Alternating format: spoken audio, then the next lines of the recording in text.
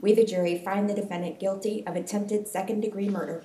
Michael Dunn was convicted of 3 counts of second-degree murder, but not the murder of teenager Jordan Davis, and could spend up to 105 years in a Florida state prison. But although convicted, Michael Skolnick, editor-in-chief of GlobalGrind.com, who is close friends with Jordan's parents, says there's still a lot to be disappointed about.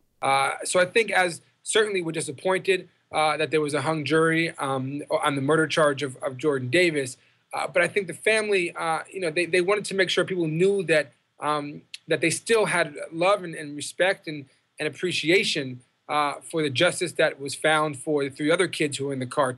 Davis's family asked Skolnick to bring national attention to the case after the November 2012 shooting in hopes he could ultimately help them bring some justice. On the other hand, Dunn's daughter, Rebecca, who spoke to Good Morning America after the verdict, says even the partial conviction is just not right for a man she believes acted in self-defense. You know, he's my dad. He's awesome. I love him. He raised me well. He's a good man in my eyes. And he would never do something unless he absolutely had to. The question of self-defense is the main reason legal experts believe there was a hung jury. Dunn is still looking at 20 years minimum for each account, unless, of course, his defense attorney finds a valid reason for an appeal.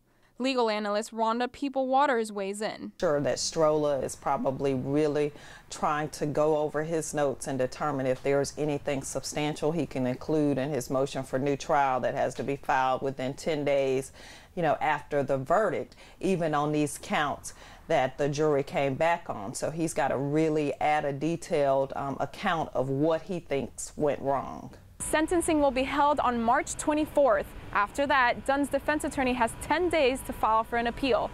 Chrissy Andaur, Channel 4, the local station.